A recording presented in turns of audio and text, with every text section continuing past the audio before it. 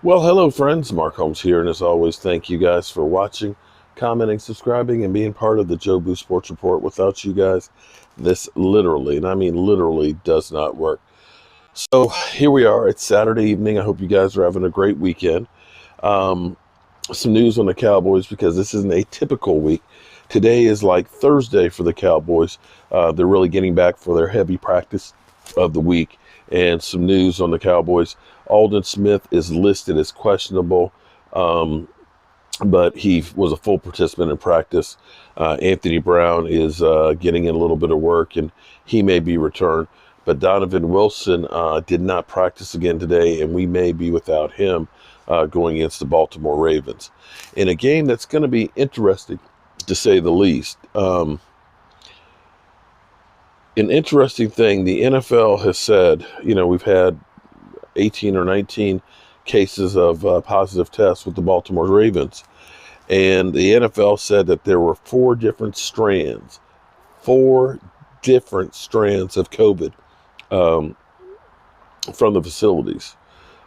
Yeah, I didn't know there was four different strands, and that kind of gets you worried when you start hearing things like that.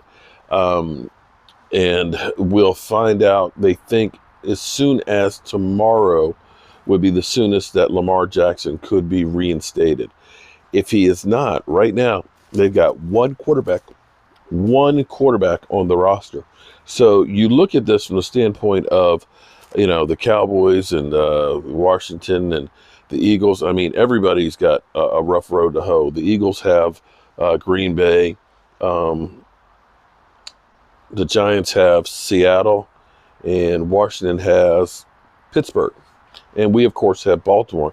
You could dare say the whole NFC East is a yawn fest. You could dare say that the Cowboys may actually have the easiest road to hoe in the NFC East because of playing Baltimore after having a short week and hopefully just getting back their quarterback. Now, the interesting part here is, or the interesting dynamic is, the Ravens having Dez Bryant. Thus far, Dez Bryant hasn't made a whole lot of, noise and stuff for the Ravens and things. In fact, let me look up his stats. I'm not sure that Dez has a catch yet, does he?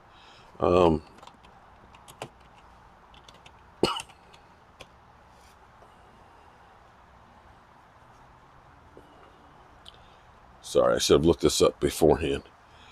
All right, where's my cursor? Here it is. It's kind of, I don't know if you've done a gaming computer with multiple screens, but I've got four screens that are hooked up to the system. So only two of the screens are out here.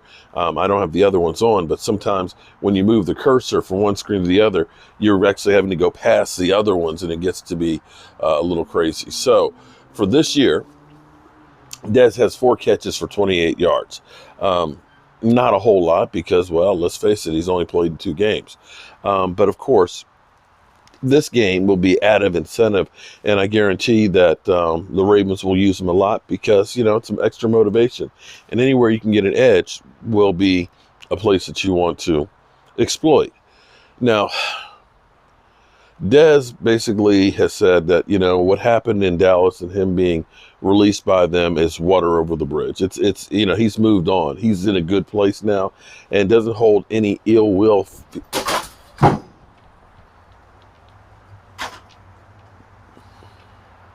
Was that Dez talking? Wow. Okay. Dez says he doesn't have any ill will feelings about the situation, that he's moved on from being released by the Cowboys, and that he's in a good place. That's great news if that's the case.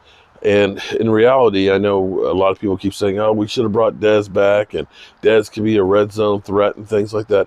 But at some point, and see, people will take me and say, you just hate Dez Bryant. And it's not a matter of hating. Understand that you got to look at things from the standpoint where in football, you have to do things with your head and not your heart. And a lot of times we make decisions and things with our head and not look at the ramifications of what it really is going to be long term. The reality, so sleepy. I just can't sleep at night anymore. The reality is you can't hold on to players for too long. And that's one of the things the Cowboys have done, because when you do, they get more expensive. Their play, starts going downhill. They get injured more, and it makes it harder for you to get those guys out on the field that need to be coached up and to become those productive players. New England is one of those teams that have learned that lesson. That's why New England very rarely has retirement ceremonies for players.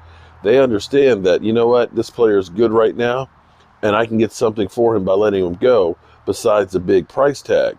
I can get me a compensatory pick. I can get this young guy who's not cost me a whole lot. And then if I need to, I can selectively pick those pieces that I need that will help me win. And we've done that too many times with, you could look and say with DeMarcus Ware. We might have been better off had we had said, you know what, let's make a trade for DeMarcus Ware to somebody and gotten some picks for him, because the last 2 years he was here, 6 sacks, I think, the last year he was here, it wasn't the same DeMarcus Ware. And you can look from Miles Austin and Marion Barber and guys like that we ended up holding on to and paying these exorbitant amounts of money that really hamstrung us in the future. I'm glad that Dez Bryant, and I'm not saying that because I don't like the person. I do. I love seeing Dez throwing up the X. I love the passion on the field.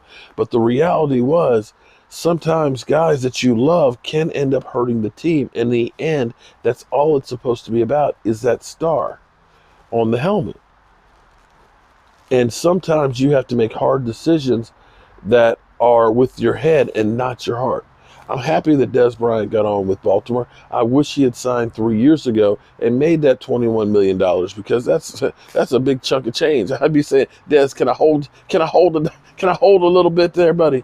But he didn't, and unfortunately, for a while there, I think there was bad feelings. And apparently I got a broken umbrella too, because of that. But that was crazy. That was crazy, man.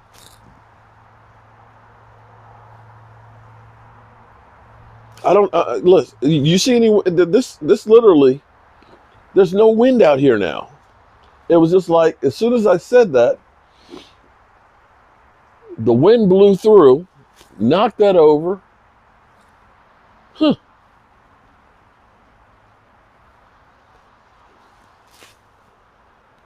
All right, y'all. I think I'm going to go ahead and put that up, and I'm